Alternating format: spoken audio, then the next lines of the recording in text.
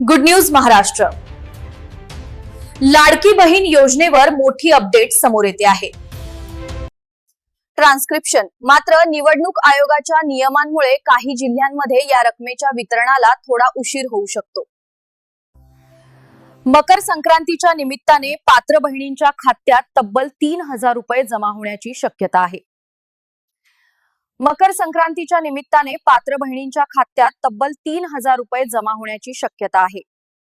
दरम्यान चुकीच्या पद्धतीने लाभ घेतलेल्या लोकांकडून पैसे परत घेण्याची प्रक्रिया सुरू करण्यात आली आहे. अशाच महत्त्वाच्या अपडेटसाठी आमच्या सोबत रहा. जय हिंद, जय महाराष्ट्र.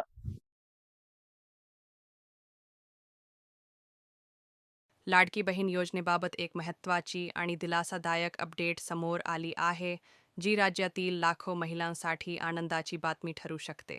राज्य सरकारच्या लाडकी बहीण योजनेअंतर्गत मकर संक्रांतीच्या निमित्ताने पात्र महिलांच्या खात्यामध्ये तब्बल 3,000 रुपये जमा होण्याची शक्यता वर्तवली जात आहे. ही रक्कम थेट DBT म्हणजेच डायरेक्ट बेनिफिट ट्रान्सफरद्वारे महिलांच्या बँक खात्यात जमा केली जाणार असल्याची माहिती सूत्रांकडून मिळत आहे.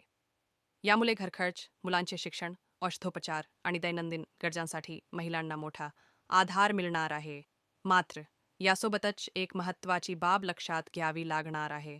सध्या काही भागांमध्ये निवडणूक आचारसंहिता लागू असल्यामुळे निवडणूक आयोगाच्या नियमानुसार काही जिल्ह्यांमध्ये या रकमेच्या वितरणास थोडा विलंब होऊ शकतो.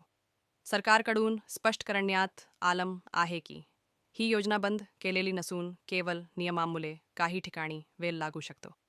राज्य सरकार आणि संबंधित मंत्र्यांनी महिलांना आश्वस्त केलं आहे की लाडकी बहीण योजना कायम सुरू राहणार आहे. ही योजना महिलांच्या आर्थिक सक्षमीकरणासाठी असून भविष्यात याचा विस्तारही करण्यात येणार असल्याचे संकेत दिले आहेत.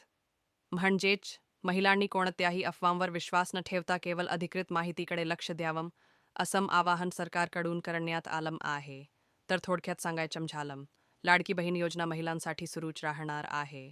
3,000 रुपयांची मदत मिळण्याची शक्यता आहे. काही ठिकाणी विलंब होऊ शकतो आणि चुकीच्या